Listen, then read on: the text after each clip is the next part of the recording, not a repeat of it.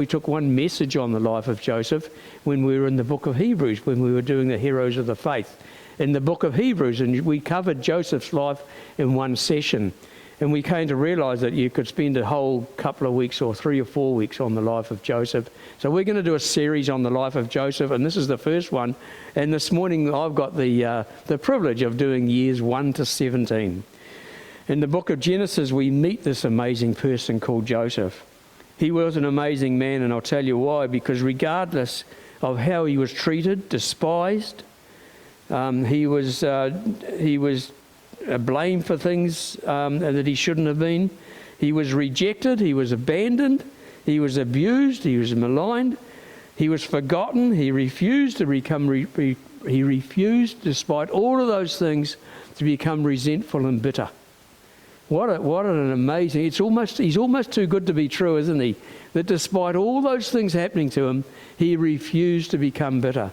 And when you look around in the world today and you see all the number of people, including people in churches, that are bitter, they're twisted, they're upset about something that happened 30 years ago and they haven't got over it and they haven't moved on, and they spoil their own lives. They spoil their lives because of the things that they have had, things that have been done to them, and it affects them, and it just stops them being effective in all that God wants them to be.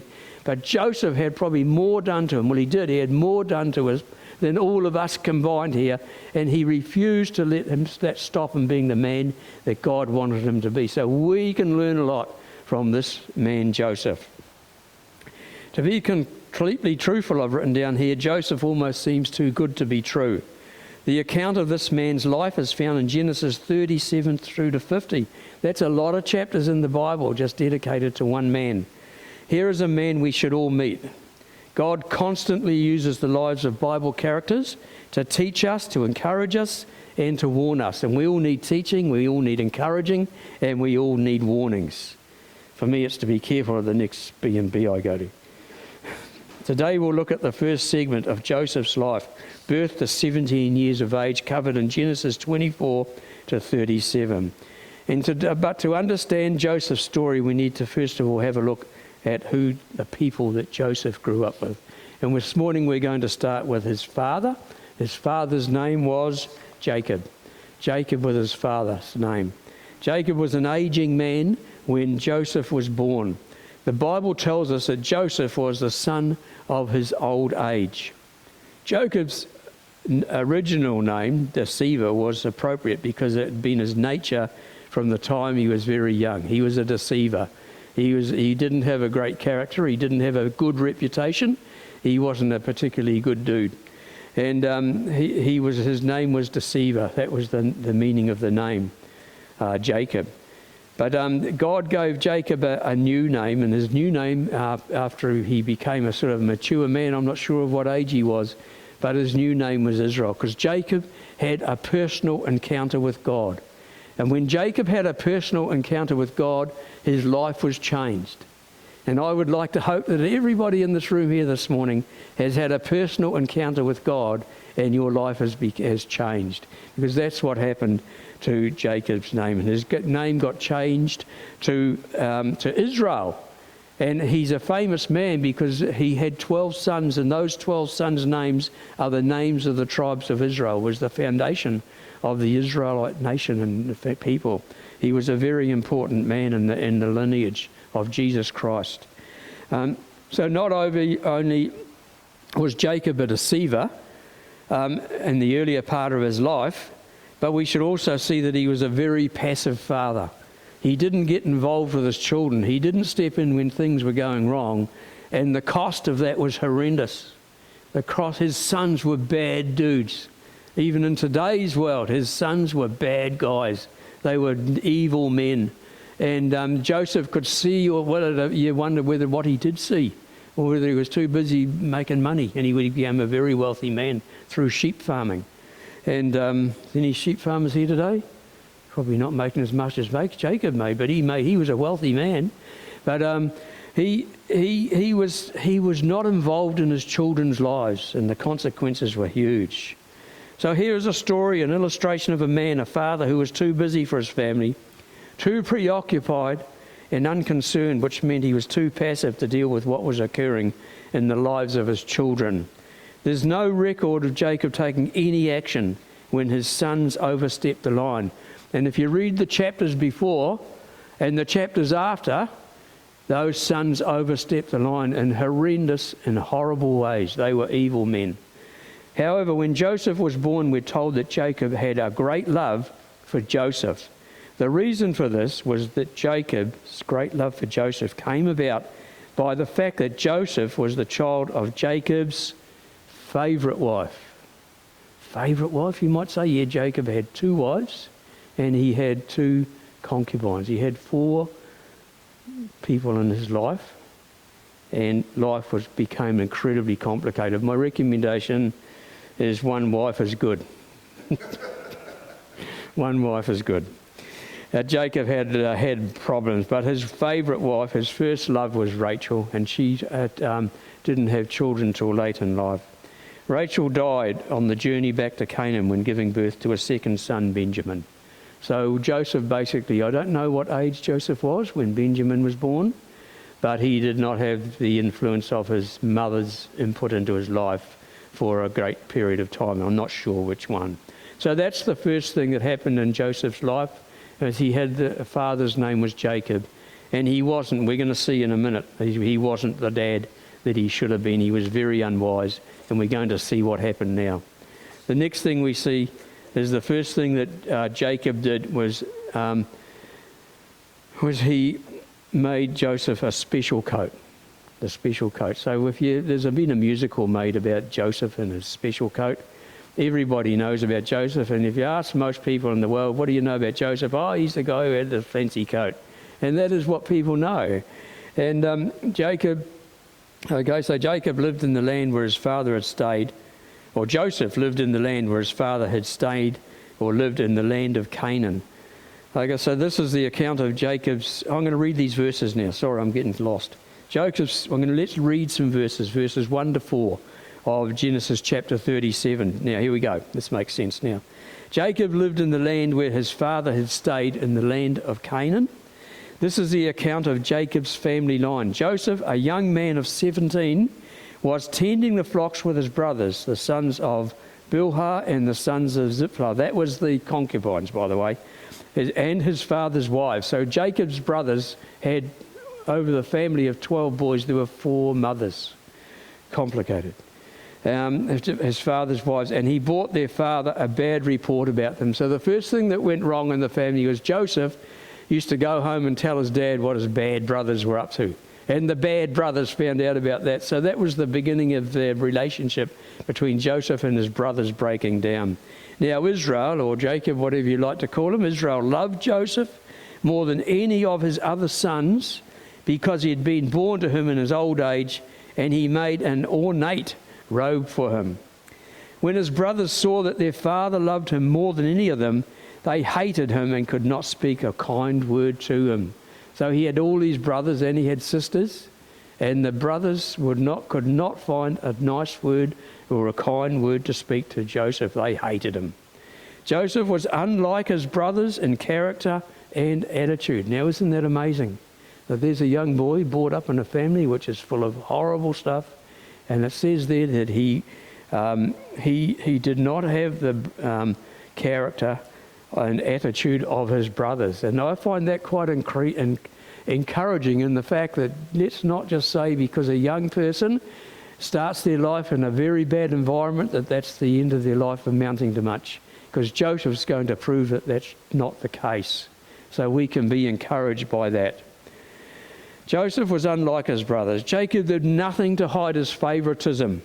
In fact, he put it on display by giving Joseph this vari-coloured tunic or coat, or as the King James Version translated, a coat of many colours. Remember, that's what the musical's called, Joseph and something like that. The NI version calls the coat a richly ornamented robe. It was a coat with sleeves and extended to the ankles. You know, it wasn't an ordinary coat. It was a coat that had a message, and it had a message to those other brothers. And this is the story. You can't work very well in a garment that sleeves and extends all the way down to your ankles, especially if you're a sheep farmer, especially if it's costly and richly ornamented, it's a flash coat. It would be like sending a welder to a construction site wearing a full-length coat. It doesn't work. In Joseph's day, the working garb was short, sleeveless tunics. This left the arms and legs free so the workers could easily manoeuvre and do their work. As you can imagine, by giving Joseph this elaborate full-length coat was a sign of nobility. You see, Jacob knew what he was doing. He was signalling out Joseph and telling Joseph, "You're my man, you are the man." And the brothers Joseph was the second to youngest in the family, and the brothers hated him even the more for it. His father was boldly implying, "You can wear this beautiful garment because you don't have to work like those brothers of yours."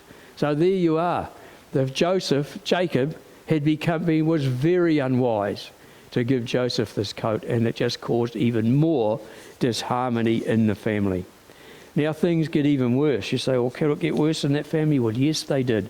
Some people say, some people, "What do you know about Joseph?" And they say, "Oh, he was the dreamer." Okay, well, there's nothing wrong with having some dreams. God used to speak to people through dreams in the olden days. I don't think he does it now. You know, the home in which Joseph was raised was comprised of a family filled with angry, jealous and deceitful brothers. Okay, then within that hostile environment, for 17 years, the other sons of Jacob had watched as their father played favourites with Joseph. Their jealousy has turned into resentment and hatred. What it would be like living in a family with resentment and hatred. In verse 4, we read that Joseph's brothers couldn't even speak a kind word to him. The home was like a giant powder keg on the verge of explosion, and we're going to see that's exactly what happened. Adding insult to injury, Joseph was a dreamer. Nothing wrong with being a dreamer, but what happens next is a problem. For whatever reason, he told his brothers about a couple of his dreams. If he hadn't had strained relationships before, the dreams were going to do the trick. Joseph, let's read in verse 5. I'm going to read down a few verses now. In chapter 37 and verse 5, it tells us that Joseph had a dream. All right? And when he told it to his brothers, they hated him all the more. He said to them, "Listen to this dream I had. We were binding sheaves of grain out in the field when suddenly my sheaf rose and it stood upright, while your sheaves gathered around me and bowed down to it." His brothers said to him, "Do you intend to reign over us? Will you actually rule us?" And they hated him all the more because of his dream and what he had said. That was the first dream. There was another dream, and that was even worse. Well, the brothers thought it was worse, and even the father wasn't impressed. Then he had another dream, and he told his brothers, "Listen," he said, "I had another dream." Joseph was excited about it, it sounds. "And this time the sun and the moon and the 11 stars were bowing down to me." Now, when he told his father as well as his brothers, his father rebuked him. It's the only occasion we have where his father rebuked any of the boys. When he told his father as well as his brothers, his father rebuked him and said, "What is this dream you had? Will your mother and I and your brothers actually come and bow down to the ground before you?" And his brothers were jealous of him, but his father kept the matter in mind. We can see from these verses that the brothers and Jacob were not impressed with Joseph, and notice that Jacob responded pretty passively. The next part of thing that we see that happens in Joseph's life, which affected his future, was that Joseph gets sent by his father to go and visit the brothers. Verse 12 says, "Now his brothers had gone to graze their father's flocks near Shechem, and Israel said to Joseph, 'As you know your brothers are grazing the flocks near Shechem, come, I'm going to send you to them.'" What a dumb idea. Where was his mind? What was he thinking? "Very well," he replied. He was playing right into the brothers' hands, we're going to see. So he said to them, "Go and see if all is well with your brothers and with the flocks, and bring word back to me." Then he sent him off to see the brothers. Jacob sends Joseph to check on his brothers, and Joseph goes in the flash coat. Another dumb decision. Goes in the flash coat. This is not good. It's going to end up bad. One wonders what Jacob was thinking at this point, or if he was thinking at all. Was he totally oblivious to the situation in his own family? Where was his thinking? I mean, he must have been so tied up in the farming that he just didn't think what was going on. How could he avoid seeing the hatred and the jealousy within his own family? Did Jacob have any concept of the danger to which he was sending his much-loved son? The answer's got to be no. He didn't have any idea what was going on in his own house. Dads, do we know what's going on in our own houses? What follows is the result of years of problems in the family, and they were big problems. The next thing we see is Joseph is now mistreated dreadfully by his brothers. It's the result of years and years and years of resentment. And we read, so Joseph went after his brothers and found them. But when they saw him in the distance and before he reached them, they plotted to kill him. Here comes the dreamer, they said. Come now, let's kill him and throw him into one of these cisterns, that's a well, and say that a ferocious animal devoured him. What rotten guys they were. And we'll just see them, we'll see what comes of his dreams. When Reuben's the oldest. He's got a shocking reputation. I'm not going to tell you what he did, but if you can find it. It's in the book. He was a bad man. He was an evil man. He was a shocker. That he was the oldest and he wasn't happy. He knew that there was going to be problems with his dad. So perhaps he was actually on the mend. Perhaps he was coming right. You know, people do change. When Reuben heard this, he tried to rescue him from their hands. Let's not take his life, he said. Don't shed any blood. Throw him into the cistern here in the wilderness, but don't lay a hand on him. Reuben said this so as to rescue him from them and take him back to the father. So when Joseph came to his brothers, they stripped him of his robe. That's the first thing they did. They took him and threw him into a cistern. And the cistern, fortunately, was empty. There was no water in it. Remember Reuben, he's the oldest and he has a bad reputation. Perhaps because he was the oldest, he felt some responsibility for his younger brother. Or perhaps he was actually becoming better than he'd been. There's hope for all of us. Let's not kill him, Reuben said. Let's just take him through. Let's just throw him in a pit and leave him. It might teach him a lesson, but there was no reason to kill him. Meanwhile, Reuben was thinking that he would later return and rescue Joseph and take him home to his dad.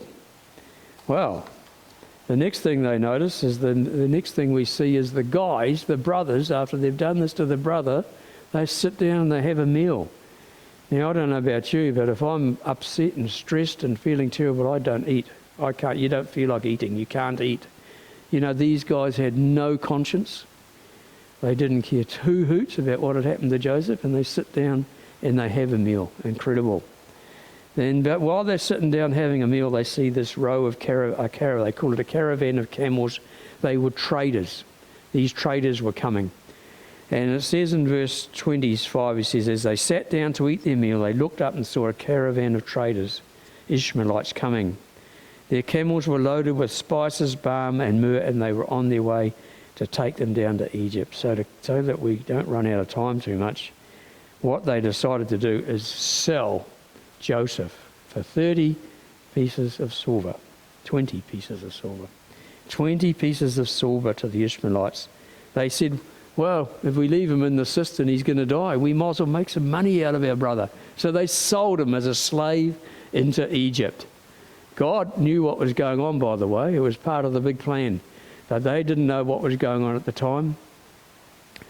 And you know, that's what they did. They sold him as a slave. And it was not good. And they sold him, but at least they didn't kill him. They sold him as a slave. And then finally of our story today, we see how they deceived their father. Verse 29 says, when Reuben returned from the cistern and saw that Joseph was not there, he tore his clothes. He was upset. I think this guy's changing. He went back to his brothers and said, the boy isn't there. Where can I turn now? Because he had to report back to Dad. Then they got Joseph's robe, slaughtered a goat, dipped the robe in blood, and they took the robe back to their father and said, we found this. Examine it to see if it's your son's robe. They deceived their father. Deceit was still in the family. It had gone from one generation down to the next. What a lesson, what a warning for us. What things are we sowing into our young children's minds by what they observe in our own lives? And Jacob was a deceitful man, and now here's his own sons being incredibly deceitful to their father. They took the robe to their father and says, "We found it." Jacob recognised it and said, "It's my son's robe. Some ferocious animal has devoured him, and Joseph has surely been torn to pieces." The verses go on and say how incredibly sad and disappointed and upset Jacob was at the death, what he thought was the death of his favourite son. Well, you can just see, the last thing we see is that Joseph is now on this caravan of camels, taking all this stuff, including him, to Egypt to be sold. And that is where our story ends for today. So what can we learn? What can we learn about this? I've got some lessons here. It's lesson time as to what we can learn from this story. The first thing is, I don't think it'll be a problem in this church, but there should be no favourites. Now, I know that there are some kids that are easier to look after than others, and you tend to find them, make them your favourite. But the fact is that we should treat all our kids the same, even if they sort of annoy you at times. The other thing we need to make sure is that we're not passive when we see our kids going wrong. There is a lesson for all of us, particularly us dads. My mum was not passive. My mum had this policy of, she didn't want Dad to come home from work and Mum say to him, "You need to give Lindsay a bit of a whack around the ear hole because he's been a bad boy today." Mum didn't believe in that. She dealt with us herself. She used a thing called a jam spoon, wooden spoon. Oh man, we went through the jam spoons in our house. There was 3 boys and 1 girl. I remember my young brother had never seemed to do anything wrong, and my sister didn't do anything wrong, but myself, I was always getting it. Okay, but what I'm trying to say is, don't be passive when you see your kids doing the wrong thing. And I remember that my mum, she was not passive, so the times that I needed sorting out, she stopped me doing some things that were not going to end up very well, and she didn't do it passively. She climbed into me and said, "You're not going to do this." I was not a happy camper, but she wasn't passive when she saw that I was going to do something that was going to have some consequences. And she only did it because Dad was at work most of the time, and she didn't like him to have to climb into us kids as soon as he got home from work. We need to be wise when we deal with our children. That takes a lot of wisdom. It even takes your wife to tell a guy if he's made a mistake. I remember coming home from work one day, and one of our daughters did something, and I thought, "Gee, you shouldn't be doing that." And I said something, just got home from work, and then later my wife, in her lovely way, said to me, "If you'd known what had been happening today, you would realise that she wasn't being naughty. This is what went down in our house today, and she was actually not being naughty." So, you've got to be wise, you've got to work as a team, as a parents. So be wise in our dealings with our children. Women seem to have a better way of understanding how children are thinking and where they're coming from. I find that especially in my house, they're better than men. Get involved with our children's life and be an influence for good. And that's another thing that we need to do, get involved in our kids' lives. Ask God for wisdom in bringing up your kids. You're going to need it. And sometimes all you can do is pray for them. Right now, I've got a grandson who lives with us. He's 18, and you know where he is right now? He's out on a dirt bike in the hills. You know what? There's nothing I can do about it. There is one thing I can do about it, and that is pray that he gets home in one bit. He's already come home broken once. That was the first time. He said, "It's all right, Papa. Yeah, I'm just learning, so you're going to come off." He came off more than once. And he didn't even have all the protective gear at that stage, so he came home skin missing, ankle twice the size. He doesn't come off so much now. He actually is learning to ride a dirt bike. But you know what? I'm concerned about him because I'm his grandfather. And there's no, I'm not going to say you can't ride a dirt bike. Of course, I don't have that authority. But I'm not going to say that. He loves it. But you know what I can do? I can pray. I can pray to God, "Please bring Jordan home in one piece today." I'd rather he rode a dirt bike, and there's a lot worse he could do, isn't it? Okay, so we need to pray every day for our children and grandchildren, cousins and nephews, pray for them. And we need to have the family huddle. Oh, the family huddle. I want to tell you about the family huddle and we've finished. Okay? I came across the family huddle, story about the family huddle, 2 weeks ago. It was on the 18th of June. I read Word for Today each morning. And I read the Word for Today and it was called the huddle. The huddle. And I thought, this is perfect for my message. I only wish that Jacob had Word for Today on his phone. If he had Word for the Day on his phone before his children came along, he wouldn't have had, and took notice of it, he wouldn't have had the problems he ended up with. We're going to go through this today. This is some advice for us, all of us, parents, grandparents. 1 Corinthians 1 and 10, I appeal to you to live in harmony with each other. That includes in our families, with our partners, our wives, and in the church and at work. That is what the underlying principle is. Live in harmony with each other. To lead your family effectively, you need to learn how to huddle regularly. We saw some huddling last night. Oh, the poor old Chiefs, they were a great huddle at the beginning of the game, but at the end of the game, who was doing the huddling? Unfortunately, the Crusaders. Wasn't that a sad result, hey? You know, I mean, you just poor old Sam Cane. He was gutted. So was I. I was disappointed. Yeah, Chiefs, I thought it was about time they had a shot. They won. Anyway, I'm off the subject. I'm talking about the huddle. There was some huddling last night. As families, we need to have some huddles. Okay, at huddles is where teams set goals, discuss the divisions of responsibilities, tackle the issues that determine what's going down, win or lose. Parents, even though you call the plays from overhead, your family must be taught how to accomplish them on the field. That means working through things, talking through disagreements, motivating and appreciating each other. That's what a home should be like. You should be motivated. We should encourage each other. We should appreciate each other. You know, home, a Christian home or any home should be a haven. You know, it's a jungle out there. I even remember as a teenager when I was getting through my years, we didn't go flatting nowadays, but I remember going home and it was a peaceful place. It's a jungle out there, you know, even was a jungle out there when I was a young guy.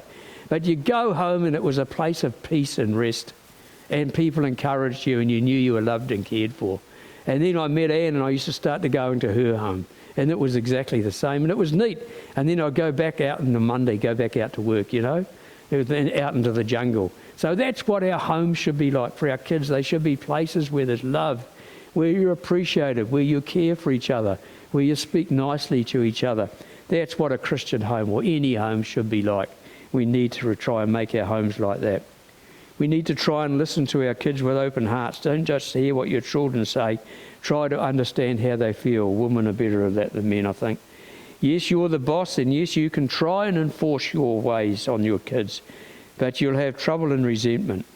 People feel resentful when they're left out. We need to try and make sure all of our kids are included. But down in mine, Palmerston North, where my son and daughter-in-law live, and they've got 3 little boys. They're not that little now. One's a teenager and the oldest is now 6. And at tea time, they asked the kids to tell us the best thing that happened today and the worst thing in it. And when the olden days, little Sam, he was only about 4 or 5, and he used to tell us the best part of his day and the worst part of his day. And it was just so neat to listen to those kids. And that's what they try and do each night. It's a good thing to do. Include every member of your team in the decision-making process. Ask God for help to look beyond what you want to what's best. And don't fall under the spell of instant gratification. What that means is, like for instance, when I wanted to do something when I was a teenager, my mother could see that this could lead to the wrong result for what was best for me. And she was brave enough to stand up to me, even though I was that much taller than her. She was just a little lady, lovely lady, but she could tell me when I was going to do something wrong, and she did. And she could look beyond what was best for us, for me, and she was prepared to speak up and say something about it.